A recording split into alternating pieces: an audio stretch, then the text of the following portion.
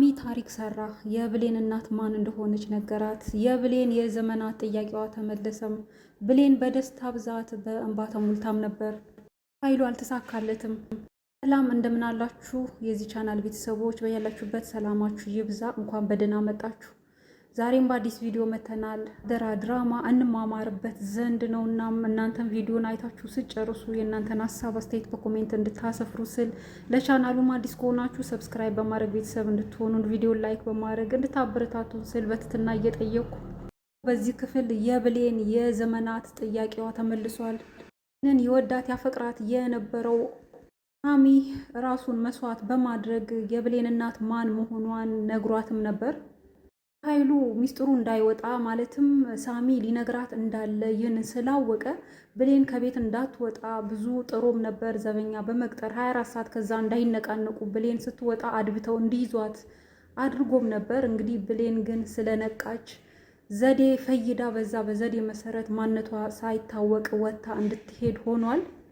ሳሚ ይጠብቃት የነበረበት ቦታ የተቀጣጠሩበት በመድረስ ስለ እናቷ ለማወቅ የጓጓችበትን ጉዳይ ቀጥታ እንዲነግራት ጠይቃውም ነበር። ሳሚም እንግዲህ ቃል በቃል እናቷ ወይዘሮ ሰላም ማለትም አሰሪዋ እንደሆነች ሲነግራትም ነበር።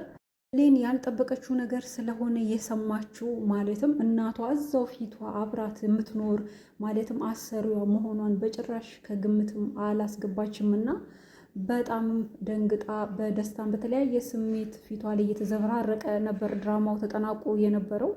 ከዚህ ቀደም የአቶ በኃይሉ ቅጥረኛ ሆኖ አብሮት ይሰራ ስለነበር እያንዳንዱን ሚስጥሩን ስለሚያውቅ ቀደምም እንደተመለከትነው የብሌን አሳዳጊ ልጅ ዳጊ መሆኑን ያሳወቀው የተናገረው እነሱ እናትና ልጅን ያገናኘው እሱ ነው።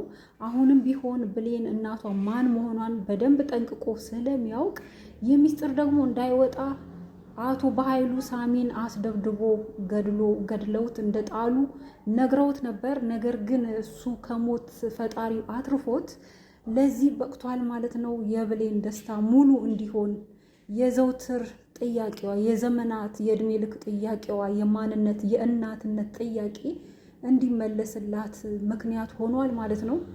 እውነቱ በጣም ደስ ይላል።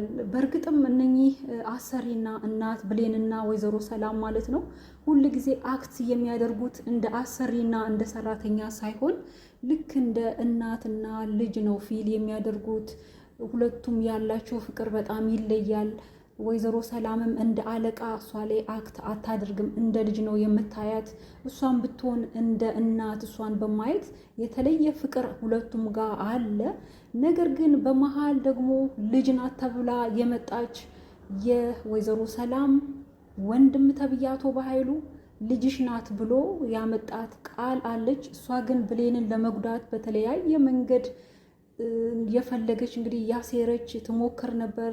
አንቃት ለመግደል በመርዝም ቢሆን ለመግደል እንዲሁም ደግሞ በስለት ነገርም ለመግደል ብዙ ጊዜ ሙከራ አድርጋ ነበር። ነገር ግን አልተሳካላትም።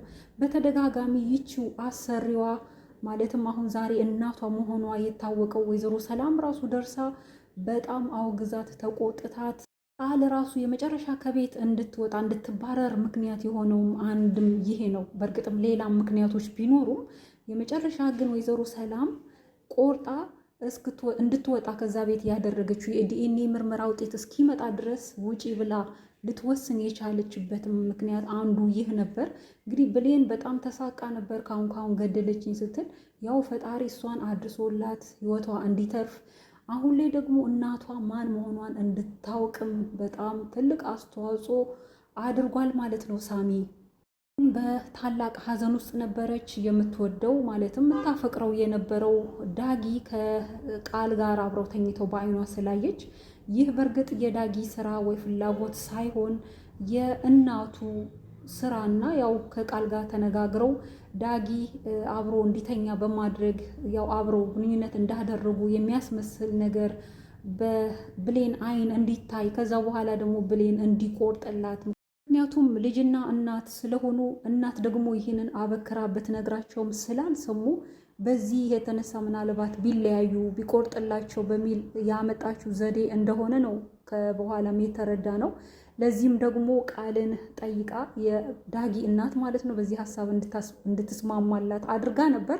አሁን ላይ ታዲያ ይህ ነገር ከሆነ በኋላ ቃል ዳጊ እንዲያገባኝ አድርጊ ልጅሽን እያለች ነው።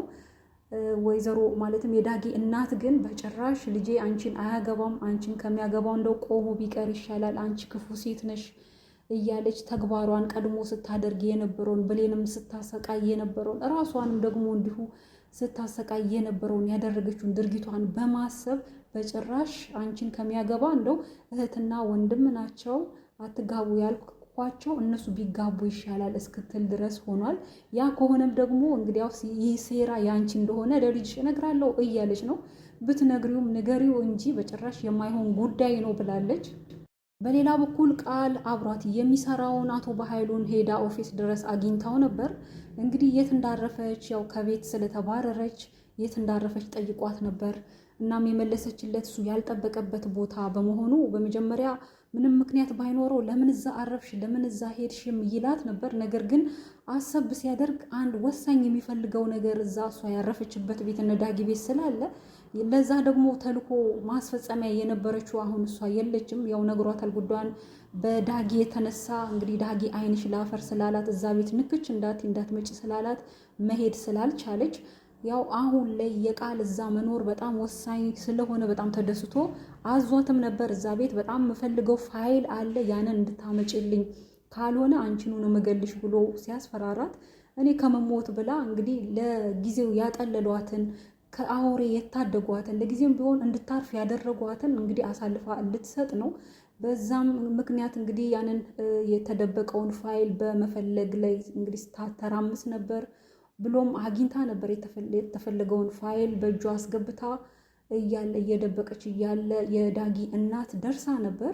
ያው እዚህ ጋር ያው ድራማው ፍጻሜ ሆኖ ስለነበር የዳጊ እናት ምንም አላለቻትም። ያው በቀጣይ ክፍል የምንገምተው የዳጊ እናት ይቹ ቃል በእጇ ከኋላ የደበቀችው ነገር እንዳለ አይታለች። ምንድን ነው የደበቅሽው ብላ ማየቷ አይቀርም፣ ልትቀበላትም ትችላለች። ከዛም በኋላ ደግሞ የብሌን ከዛ ቤት መውጣት ምክንያት ከዛ ቤት መባረር ምክንያትም ሊሆን እንደሚችል ነው የምንጠብቀው። በሌላ በኩል ለብሌን ትልቅ ውለታ የዋለላት ሳሚ እንግዲህ ለብሌን ብቻ አይደለም ለዳጊም ጭምር ትልቅ ውለታ ነው እንግዲህ የዋለው። ከአቶ በኃይሉ ጋር አብሮ በመስራት ከዛ ባለመስማማቱ ከሱ ጋር በመለያየቱ አቶ በኃይሉን ለመበቀል ሲል የሚያውቀውን ሚስጥር ሁሉ በመናገር በተለይ ደግሞ የዳጊ ማንነት እናቱ ማን እንደሆነች አሳውቋል። ቀጥሎ ደግሞ አሁን ብሌን እናቷ ማን መሆኗን ይህን ሚስጥር አውጥቷል።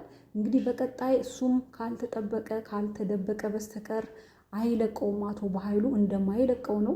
እንዲሁም ደግሞ ወይዘሮ ሰላምም ቢሆን አቶ በኃይሉን ወንድሟን አትለቀውም። በሕግም ቢሆን የሚያስጠይቀው ጉዳይ ነው። ይህ ወሳኝ የሆነ ነገር ነው።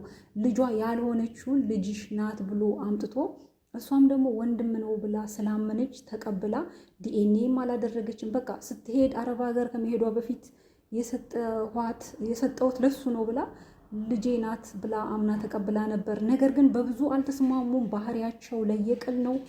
እናም እንደዚህ አይነት ልጅ ባይኖረኝ እስክትል ድረስ ምርር ብሏት ከቤት እስክታስባረራት እስክታስወጣት ድረስ የሆነው እንግዲህ የአብራኳ ክፋይ ስላልሆነች ነው። ምንም ቢሆን የአብራኳ ክፋይ ብትሆን የሆነ የተወሰነ ባህሪዋን እንኳን የእናቷን ትይዝ ነበር። ይቺ ግን ጭራሹኑ ባህሪዋ በጣም ወጣ ያለ በመሆኑ ተሰቃይታት አሰቃይታት ከቤት እንድታባራት ሆኖም ነበር። ዲኤንኤ ምርመራ ውጤት ቢመጣም ቁርጡ የታወቀ ነው። አሁን ላይ እንግዲህ እናቷን አውቃለች። ይህ የእድሜ ልክ ጥያቄዋ ነው። በጣም ወሳኝ የሆነ ጥያቄዋ ነው። እንዲሁም ደግሞ ለወይዘሮ ሰላምም ቢሆን ትልቅ እረፍት ነው። ብሌንን እንደ ልጇ ነው ሲጀመር ተወዳት የነበረው። አሁን ደግሞ ልጅ መሆኗን ስታውቅ ያለው ደስታ እጥፍ ድርብ ወደር የሌለው ነው።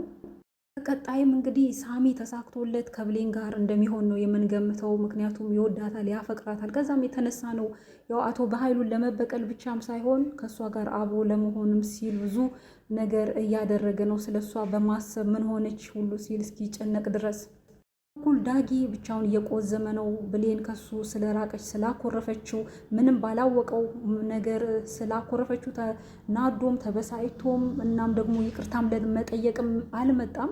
ነገር ግን ብሌን እዛ ቤት ደንግጣ እነሱን ባየች ጊዜ ስልኳን ወርውራ ነበር የወጣችው። ያንን ስልክ አምጥቶ ሲሰጣት ነበር።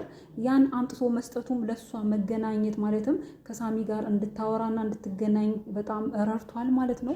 እንግዲህ በአጠቃላይ በዚህ ክፍል የቃኝ ነው የተመለከትነው ይህንን ይመስላል። እናንተም የእናንተን ሀሳብ አስተያየት በኮሜንት አስፍሩልን።